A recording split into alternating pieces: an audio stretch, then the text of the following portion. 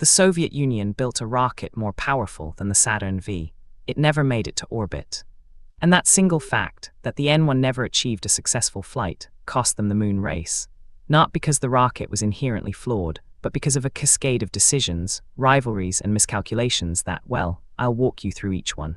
This is the story of how the USSR's greatest ambition quite literally exploded on the launch pad. Exhibit 1, the N1 itself.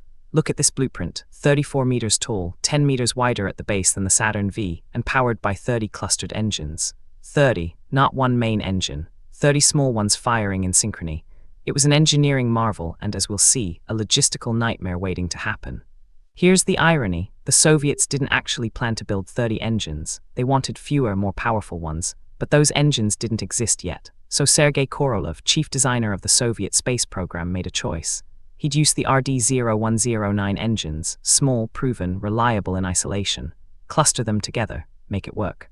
Except nobody had ever attempted to fire 30 rocket engines in perfect synchronization before. And when you're launching a rocket, perfect synchronization isn't nice to have, it's everything. A single engine misfiring by milliseconds throws off the center of mass. The rocket tumbles. It fails. Exhibit 2, the first launch, February 21, 1969. The N1 lifts off. For 68 seconds it climbs. Then a vibration, a harmonic oscillation in the fuel lines. The engines begin to fail, not all at once, but one by one, cascading. The rocket loses altitude and crashes back down into the steppe. Total loss. Now, a rational response would have been to pause, redesign, solve the engine sync problem. But the space race was happening in real time. The Americans had landed Apollo 11 just 7 months later.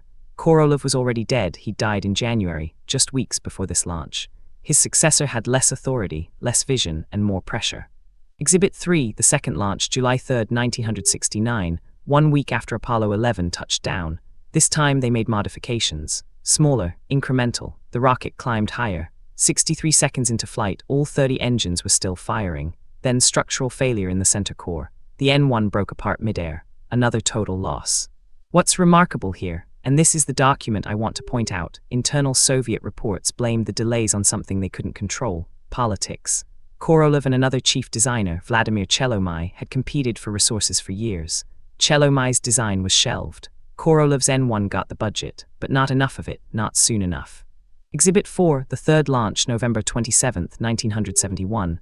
They tried again, more modifications. Better engine controls. The rocket climbed, and for the first time it achieved a partial orbit. Progress. But then a fuel leak in the upper stage. The rocket never reached escape velocity. It fell back to Earth. Partial failure, but still a failure. By now, the American Skylab program was underway. The Americans had already landed on the moon 6 times. The USSR's lunar ambitions weren't just behind, they were publicly humiliated. The Soviet press, which had celebrated Gagarin and Sputnik, went silent on the N1. Exhibit 5, the fourth and final launch, May 11, 1972. By now, everyone knew this was the last chance. The program was running out of funding, political will, and time. The rocket climbed. 70 seconds, 80, 100, 120 seconds. It looked like it might actually work. Then, a rupture in the oxidizer tank. The upper stage separated prematurely. The payload never reached orbit. The N1 program was officially cancelled. No more launches, no more chances. The USSR's moon program was over. Here's what makes this tragedy even sharper. The N1 never failed because it was weak. It failed because it was built on compromises. The engine clustering, the rushed redesigns, the political infighting, these weren't technical problems. They were human ones. If Korolev had lived, if the funding had been stable, if there had been one more year of testing before the first launch, any one of these changes might have changed everything. The Soviet Union had the engineering talent, they had the resources. What they didn't have was time. The N1 rockets themselves, all 4 of them, sit today in Russian museums and storage facilities. Monuments to ambition that couldn't quite reach escape velocity. They're still the most powerful rockets the Soviet Union ever built. They just never got the chance to prove it. So when we say the USSR lost the space race, we're not talking about a gap in engineering. We're talking about a gap in timing, politics, and luck. The N1 never exploded because it was built wrong. It exploded because it was built too late, under too much pressure, by people who didn't have enough time to get it right. 4 launches, 4 failures, and a moon program that never got off the ground. That's not a technical failure, that's history. Subscribe for more forgotten chapters of the space race and the disasters that rewrote history.